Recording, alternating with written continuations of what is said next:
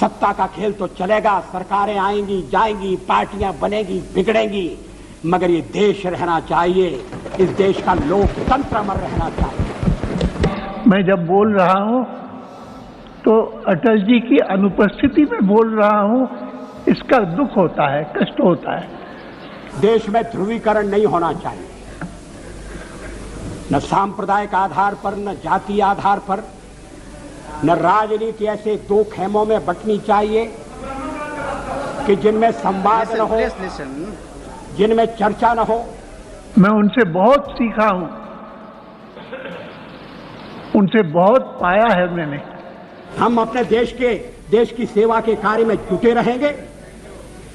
हम संख्या बल के सामने सर झुकाते हैं और आपको विश्वास दिलाते हैं कि जो कार्य हमने अपने हाथ में लिया है वो जब तक राष्ट्रीय उद्देश्य पूरा नहीं कर लेंगे तब तक विश्राम से नहीं बैठेंगे, तब तक आराम से नहीं बैठेंगे।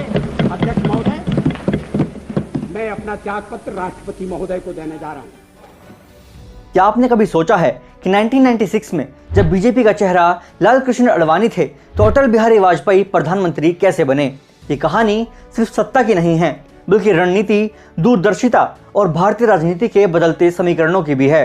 तो चलिए आज आपको बताते हैं उस ऐतिहासिक मोड़ की कहानी जिसने भारतीय राजनीति का नक्शा बदल दिया। 1996 का समय भारतीय राजनीति के लिए बेहद अस्थिर था।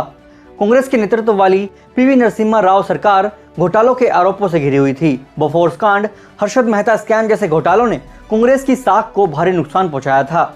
अर्जुन सिंह और नारायण दत्त तिवारी जैसे दिग्गज नेताओं के पार्टी छोड़ने से कांग्रेस अंदरूनी कलह से भी जूझ रही थी।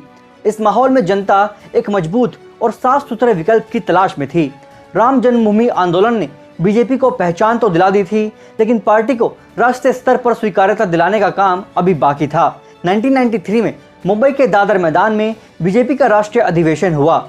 उस समय पार्टी के अध्यक्ष मुरली मनोहर जोशी थे, लेकिन ये तय किया गया कि नेतृत्व की बागडोर लाल कृष्ण अडवाणी को सौंपी जाएगी।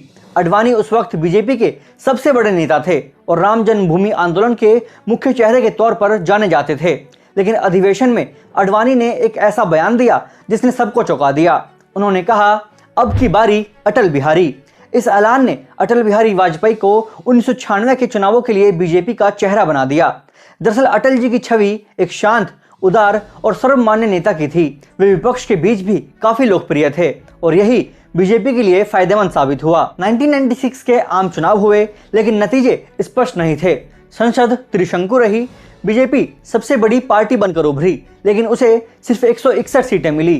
कांग्रेस को 140 सीटें मिली, जो उसके इतिहास का सबसे खराब प्रदर्शन था। इसके बावजूद तत्कालीन राष्ट्रपति शंकर दयाल शर्मा ने बीजेपी को सरकार बनाने का मौका दिया। पार्टी ने सरकार बनाने का दावा पेश किया और 16 मई 1996 को अटल बिहारी वाजपेयी ने देश के 10वें प्रधानमंत्री के तौर पर शपथ ली। प्रधानमंत्री बनने के बाद अटल जी को 13 दिनों के अंदर संसद में बहुमत साबित करना था।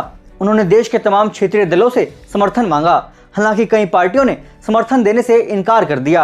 अटल बिहारी वाजपेयी ने संसद में बहुमत साबित करने की कोशिश की, लेकिन जब ये साफ हो गया कि जरूरी आंकड़े नहीं जुटाए जा सकते, तो उन्होंने संसद में अपने भाषण के दौरान कहा, हम सत्ता के लिए राजनीति में नहीं आए, हमने हमेशा राजनीति को सेवा का माध्यम माना है।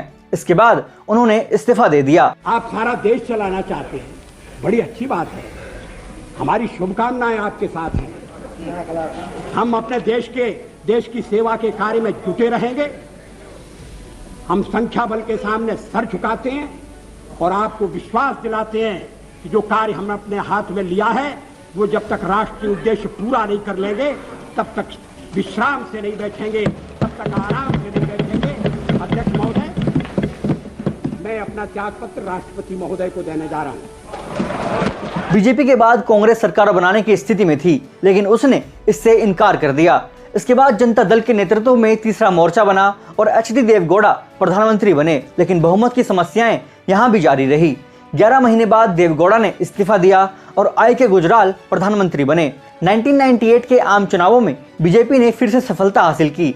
इस बार अटल बिहारी वाजपेयी ने गठबंधन सरकार बनाई और एक स्थिर सरकार का नेतृत्व किया। अटल जी ने 1998, 1999 और 2004 तक प्रधानमंत्री के तौर पर देश की सेवा की। अटल बिहारी वाजपेयी भारतीय राजनीति में अपने अनोखे अंदाज के लिए जाने जाते थे। वे जनसंघ के संस्थापकों में से एक थे। 1957 में पहली बार लोकसभा में पहुंचे और 12 बार सांसद रहे। मोरारजी देसाई की सरकार में विदेश मंत्री रहते हुए उन्होंने भारत की अंतर्राष्ट्रीय पहचान को मजबूत किया। 1980 में बीजेपी की स्थापना के बाद वे पार्टी के लिए मार्गदर्शक बने। 1996 से 2004 तक वे भारतीय राजनीति के केंद्र में रहे और एक दूरदर्शी नेता के तौर पर अपनी छवि बनाई। अटल बिहारी वाजपेयी का प्रधानमंत्री बनना दिखाता है कि नेतृत्व सिर्फ कड़ी मेहनत से नहीं बल्कि सही समय पर सही निर्णय लेने से भी मिलता है। उनकी उदार छवि ने बीजेपी को पहली बार राष्ट्रीय स्वीकार्यता दिलाई। अगर आपके पास काबिलियत है तो मौका देर से ही सही लेकिन जरूर मिलता है। अटल जी की कहानी हर उस व्यक्ति के लिए प्रेरणा है जो मेहनत और संयम से अपने लक्ष्य को पाना चाहता है। तो क्या आप मानते हैं कि अटल जी जैसा नेता भारतीय राजनीति में दोबारा मिल सकता है? अपनी राय हमें कमेंट्स में जरूर बताएं। वीडियो को लाइक और शेयर करें और चैनल को सब्सक्राइब करें। मिलता हूं आपसे एक नए वीडियो में।